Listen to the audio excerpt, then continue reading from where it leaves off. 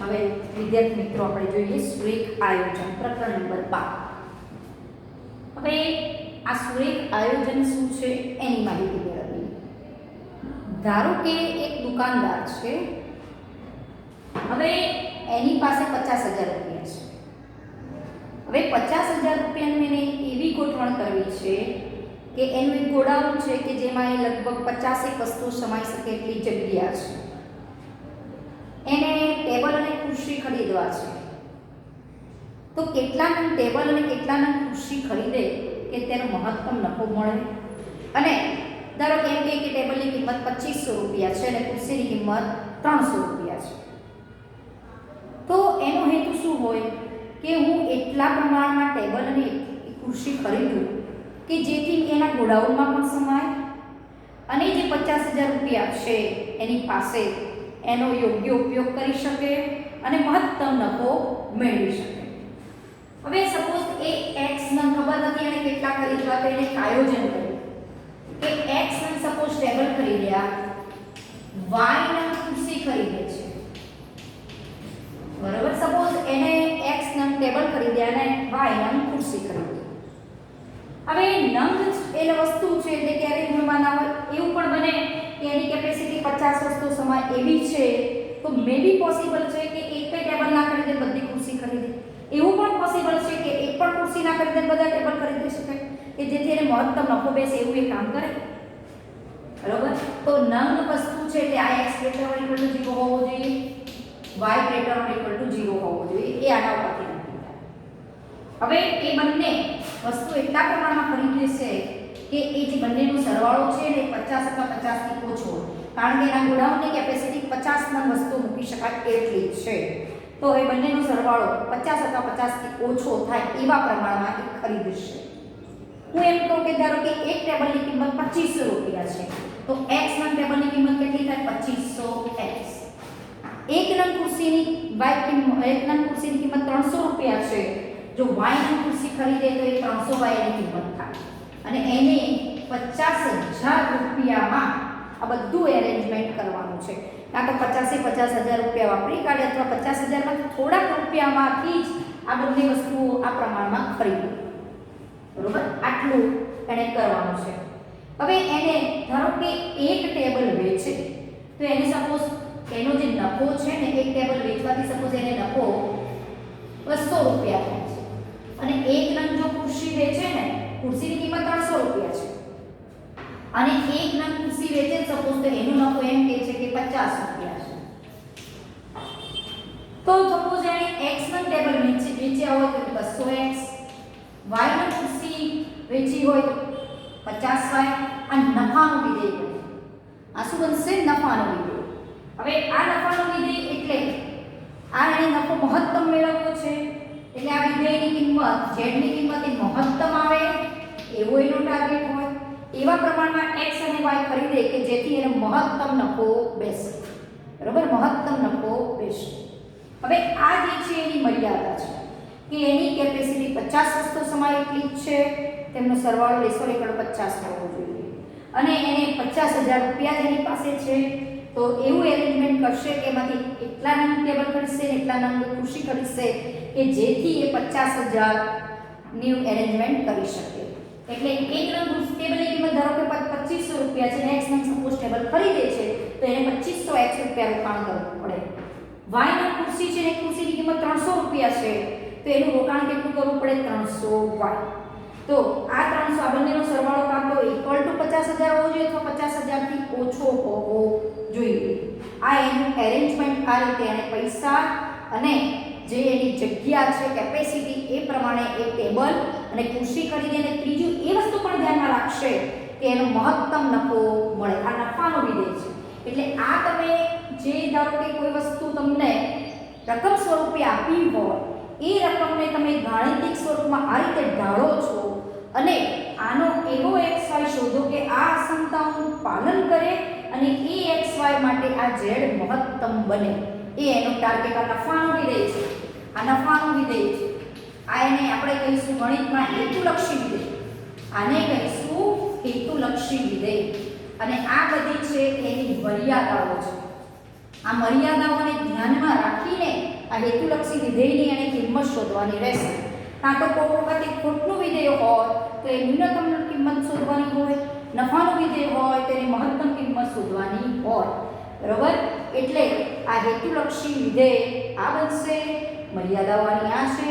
હવે આ પ્રકારના દાખલાઓ તમને આપ્યા હોય અને એનો ઉકેલ આલેખની મદદથી આપણે શોધવાનો હોય છે.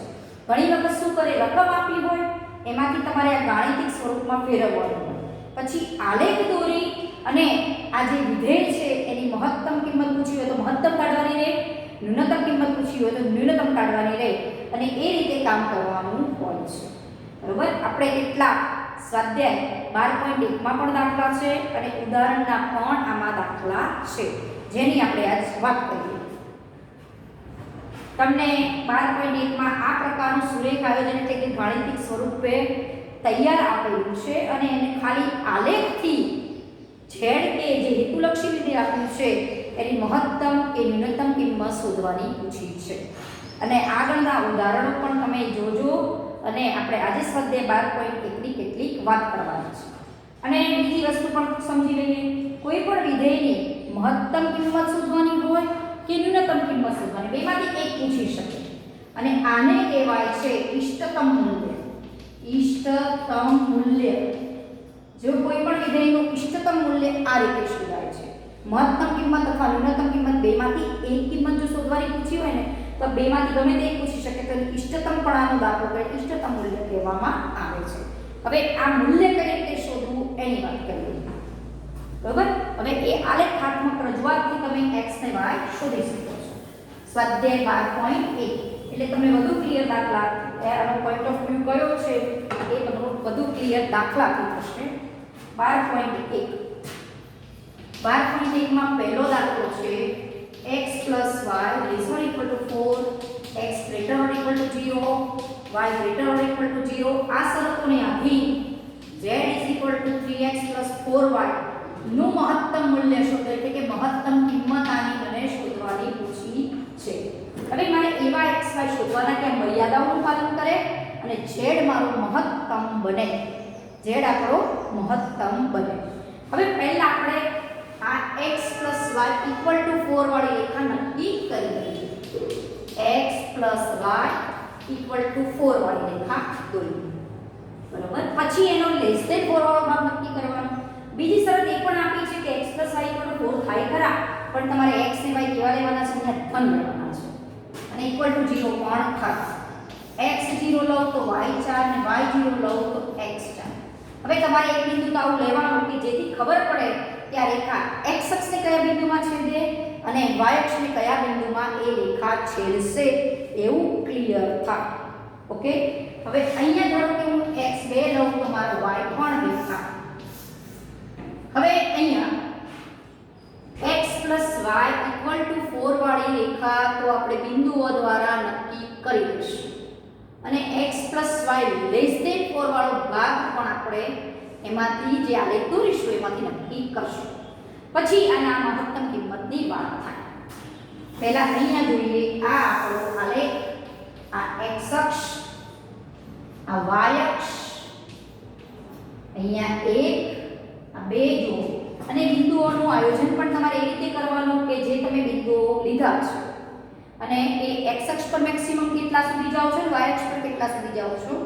x અક્ષ પર 4 અને y અક્ષ પર પણ 4 સુધી તમારે કામ કરવાનું છે. તો એ આપણે બિંદુઓ મૂકી દઈએ 3 અને 4.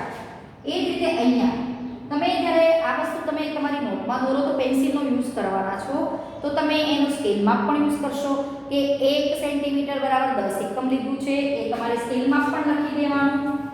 સ્કેલ માપ પણ લખી દેવાનું કે x અક્ષ પર તમે 1 સેન્ટીમીટર બરાબર 10 એકમ લો છો, y અક્ષ પર 1 સેન્ટીમીટર બરાબર સપોઝ 10 એકમ લો છો તમે કે 4 એકમ લો કે 1 એકમ લો. અહીંયા આપણે કેટલા એકમ લીધું છે? 1 એકમ લીધું છે. ઘણી વખત જો બહુ મોટા માપ હોય x ને y ના 40 20 30 તો તમને એવું પણ બને કે 1 સેન્ટીમીટર બરાબર 10 એકમ પણ લેવું પડે, કોક વખત 50 એકમ પણ લેવું પડે, કોક વખત 100 એકમ પણ લેવું પડે. એ તમારી પરિસ્થિતિ પર કે બિંદુઓ કેવા છે એના ઉપર આધાર રાખશે. 1 2 3 અને 4. બરોબર. હવે 0 4 બિંદુ ક્યાં આવે? અહીંયા આવે. અને 4 0 બિંદુ ક્યાં આવે? અહીંયા આવે. 2 2 બિંદુ ક્યાં આવે? અહીંયા આવે. તમે જે માપ લેશો એ પરફેક્ટ લેશો, તમે તો સ્કેલ થી કરીને કરશો. હવે આ રેખા કઈ થશે? આ રેખા. આ કઈ રેખા? x y 4. આ રેખા છે આપણી x y 4.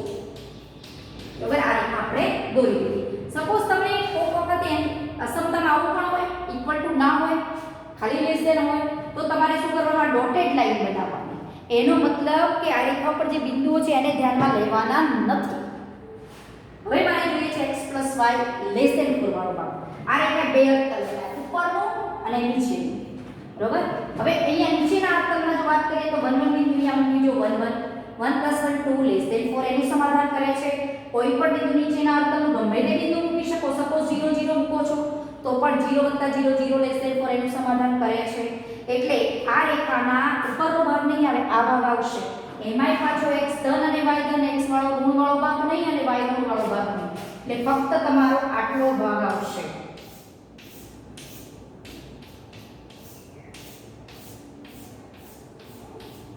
આ થશે 0 0 બિંદુ, આ થશે 4 0 બિંદુ અને આ થશે 0 4 બિંદુ. એને હું B કહીશ. હવે આ જે OAB છે પ્રદેશ, સીમિત પ્રદેશ થયો.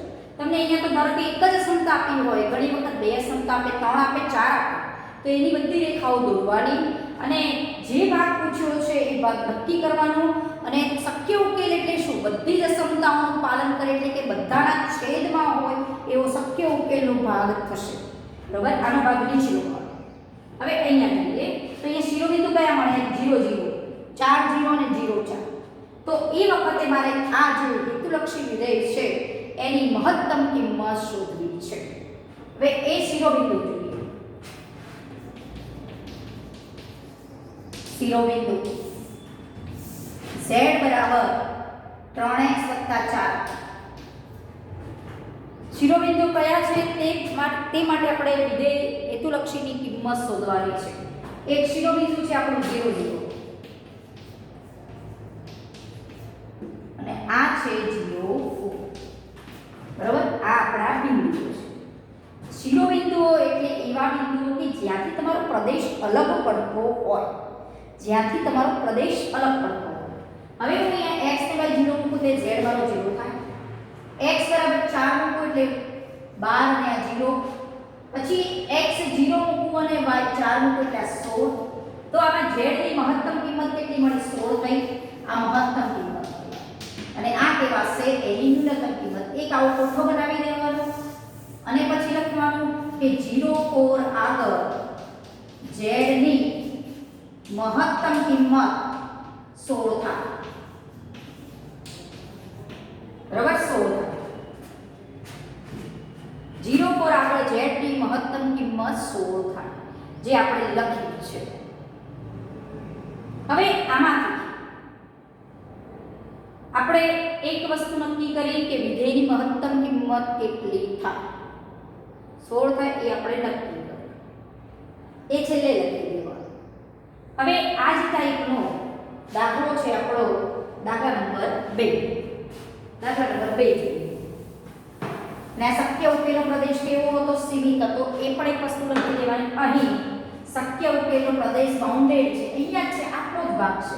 અહીંયાથી કંઈ નીચે નથી, આ બાજુ પણ નથી, આ બાજુ પણ નથી. અહીં શક્ય ઉકેલનો પ્રદેશ છે OAB, જે સીમિત છે, જે સીમિત છે. બાઉન્ડેડ રિજિયન છે, બાઉન્ડેડ રિજિયન. બરાબર. એ સીમિત પ્રદેશ છે. તો જ્યારે આવો સીમિત પ્રદેશ મળતો હોય શક્ય ઉકેલમાં, તો એક અસમતા આપી. સપોઝ કોક રેખા આમ જાય છે, એનો પ્રદેશ આમ બને છે, તો આપણે એનો શિરોબિંદુ તરીકે ભાગ ભજવી શકે. સપોઝ આમ છે, કોઈ રેખા આમ જાય છે, તો આપણે એના 4 શિરોબિંદુ મળે અને 4 શિરોબિંદુ આગળ z શોધવાનું, જે આગળ મહત્તમ થાય મહત્તમ મૂકવાનું, ન્યૂનતમ થાય ત્યાં ન્યૂનતમ મૂકવાનું. હવે જોઈએ દાખલા નંબર 2. દાખલા નંબર 2.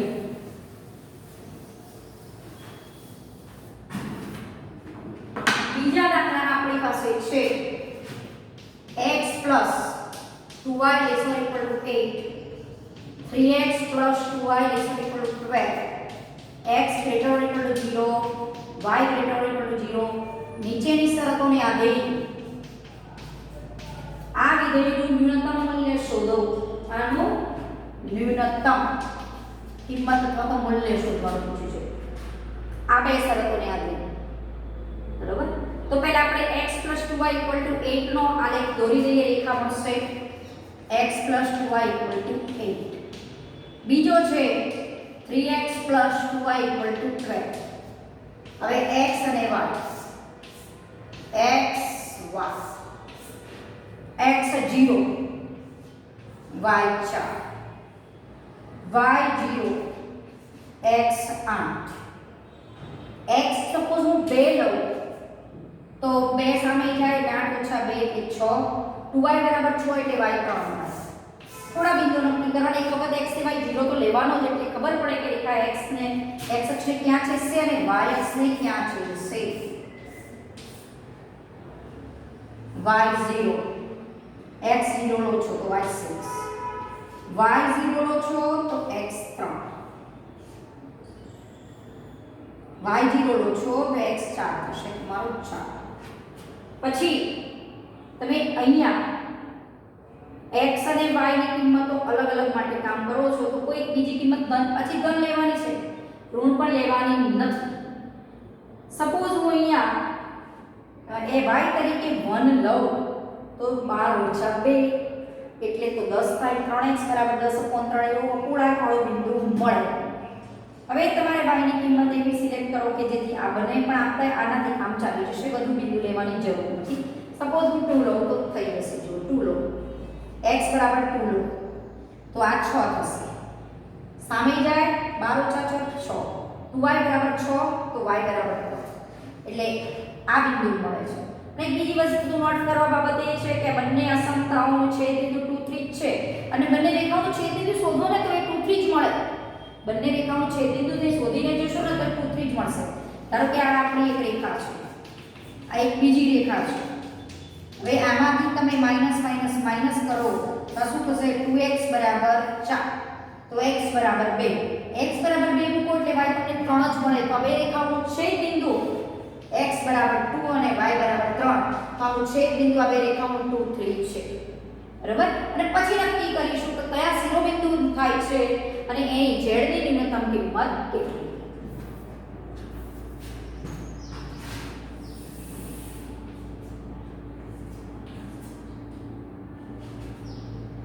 હવે અહીંયા 8 x અક્ષ ઉગમ બિંદુ. હવે જો અહીંયા 8 સુધી જવાનું છે ને અહીંયા 6 સુધી.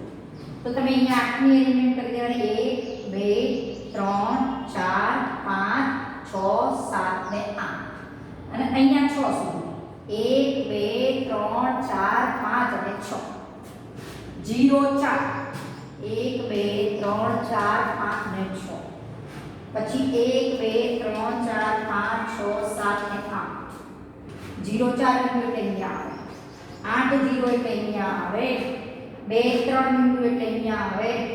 બરોબર, હવે આ ત્રણ બિંદુઓને જોડતી એક રેખા બનાવી દો.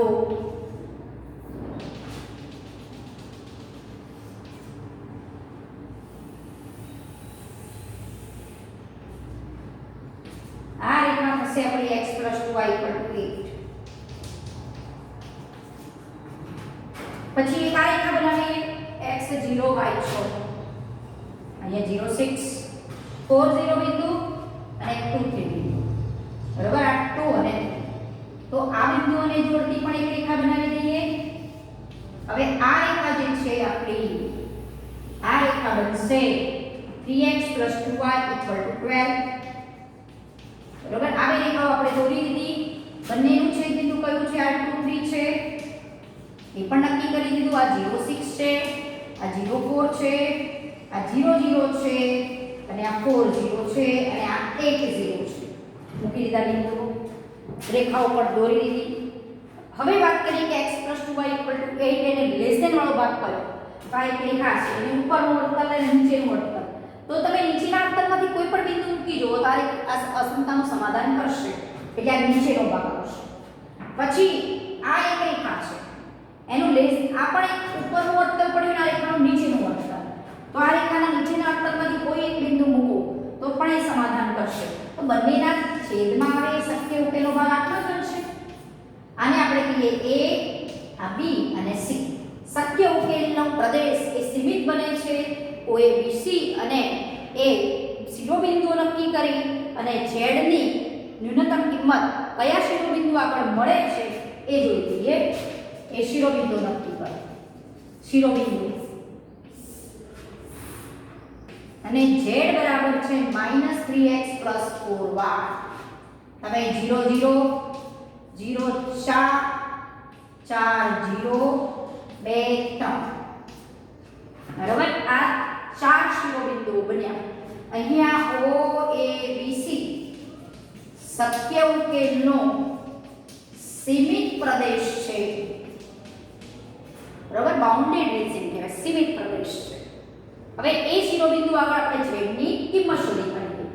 x ને y 0 મૂકો એટલે z 0, x 0 મૂકો y 4 મૂકો એટલે 100, x 4 મૂકો અને y 0 મૂકો એટલે y - 2, z - 2, x2 મૂકો એટલે -6 અને +12, એટલે આ થઈ આપણી કિંમત 6.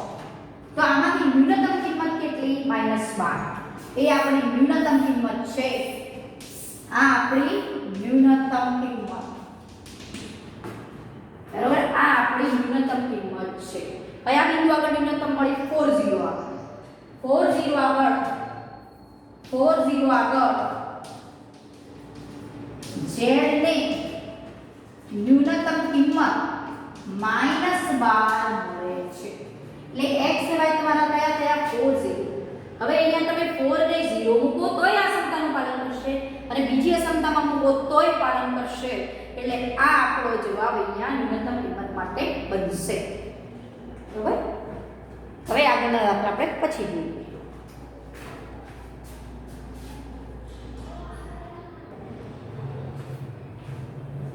હવે જોઈએ દાખલા નંબર 3. હવે બીજા દાખલાની રકમમાં આપણી પાસે છે 3x + 5y = 15, 5x + 2y = 10, x ≥ 0, y ≥ 0. તો આ રેતુલક્ષી વિધેય z = 5x + 3y ની મહત્તમ કિંમત શોધવાની છે. તો પહેલા તો =15 ને આના બરાબર 10 એ રેખા નક્કી કરી લો, બરાબર. તો હવે આ રેખા નક્કી કરવા માટે મેં અહીંયા x 0 લીધો તો y 3, y 0 લો તો x 5. એ જ રીતે આના માટે x 0 લો તો y 5 અને y 0 લો તો x 2.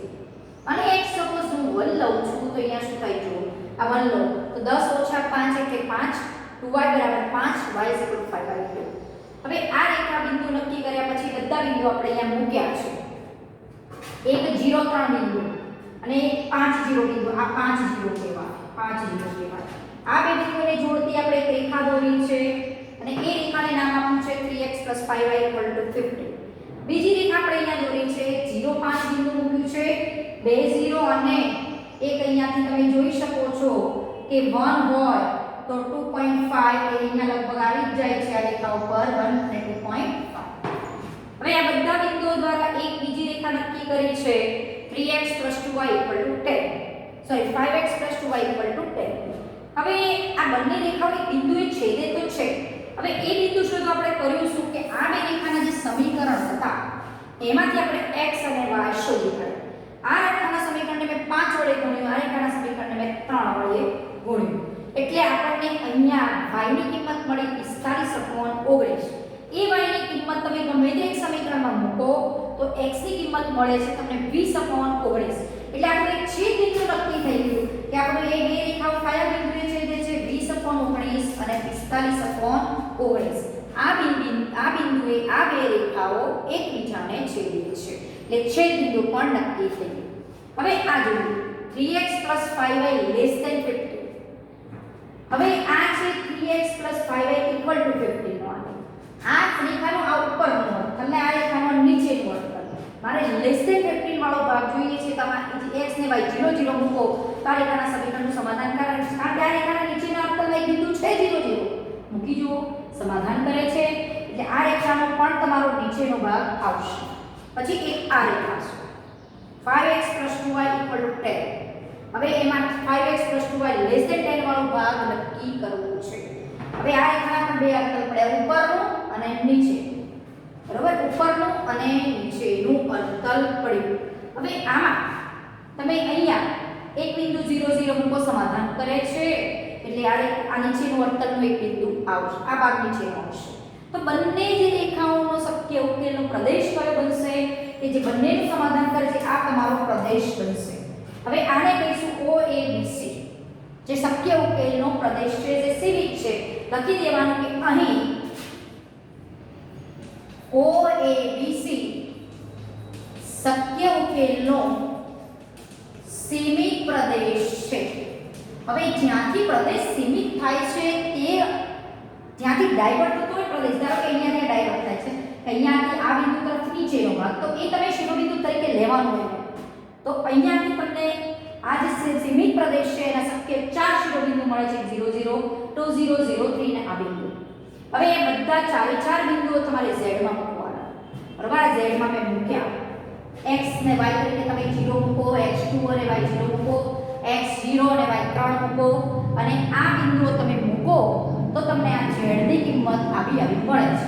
હવે તમે આપણને z ની મહત્તમ મૂલ્ય પૂછ્યું છે તો તમે 235 ભાગ્યા 19 કરો એટલે 12 સમથિંગ થાય. હવે આ કિંમત તમારી મહત્તમ કહેવાય છે, આ કિંમત ન્યૂનતમ કહેવાય છે. એટલે z ની મહત્તમ કિંમત કયા બિંદુએ મળી? માટે 20/19 45/19 બિંદુએ z ને મહત્તમ કિંમત 235/19 મળે છે. આ એની મહત્તમ કિંમત મળે છે આ બિંદુએ. હવે સીમિત પ્રદેશના દાખલા જોવા જઈએ તો પાંચમો દાખલો પણ તમારો સીમિત પ્રદેશનો છે, સાતમો અને આઠમો સ્વાધ્યાયનો આ સીમિત પ્રદેશના દાખલા છે. જ્યારે 30% સિલેબસ કાઢ્યો છે એમાં ચોથો, છઠ્ઠો અને નવમો અને દસમો જે અસીમિત પ્રદેશ મળે છે એવા દાખલા અહીંયાથી કાઢેલા છે આપણા કોર્સમાંથી. હવે 12.1 માં આવા જ પ્રકારના દાખલા છે જે સીમિત પ્રદેશના દાખલા છે. એ મેં નંબર કીધા એ જ દાખલા સીમિત પ્રદેશના છે, 1 2 3 5 7 અને 8. આ જે દાખલા છે એનો બધાનો પ્રદેશ સીમિત આવે છે, અને સીમિત પ્રદેશ આગળ તમે z નું મૂલ્ય શોધો છો, અને એ z નું મૂલ્ય જ્યાં મહત્તમ મળે બિંદુએ, જે બિંદુએ એ એની મહત્તમ કિંમત બનશે, અને જે બિંદુએ z ની ન્યૂનતમ કિંમત મળે ત્યાં એને z ની ન્યૂનતમ કિંમત આ બિંદુએ મળે છે એવું તમે કહી શકશો, બરોબર. એટલે મહત્તમ અને ન્યૂનતમ કિંમત, ધારો કે કોઈ વ્યવહારિક પ્રશ્ન આપ્યો છે, એ વ્યવહારિક પ્રશ્નને તમે આવું સુરેખ આયોજન કરીને ગોઠવો છો અને xy શોધો છો એટલે તમને નિર્ણય કરવાની તાકાત મળે કે નિર્ણય કયો કરો કે x માને કેટલા અને y કેટલા લઉં તો જે હેતુ છે, હેતુલક્ષી વિધેયનો એ સર થાય, બરોબર. એ પ્રમાણે તમારે કામ કરવાનું રહે. એટલે આલેખની મદદથી પણ ઘણા પ્રશ્નોના જવાબ તમે શોધી શકતા હોવ છો વ્યવહારિક પ્રશ્નોના.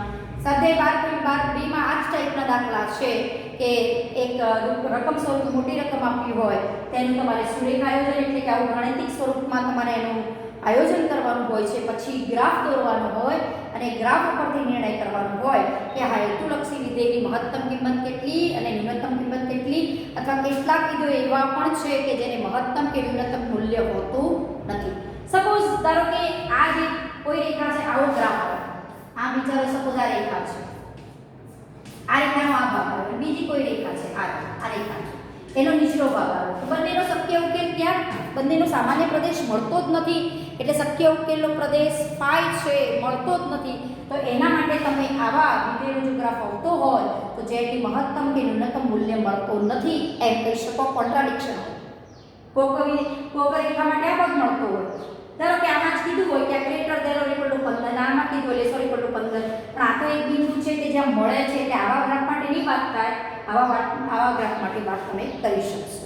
કે ધારો કે આવો ગ્રાફ આવ્યો તો તમારો શક્ય ઉકેલનો પ્રદેશ અસીમિત થશે, અને એનો શક્ય ઉકેલનો પ્રદેશ અસીમિત પ્લસ એનો ઉકેલનો પ્રદેશ phi થશે, બરોબર.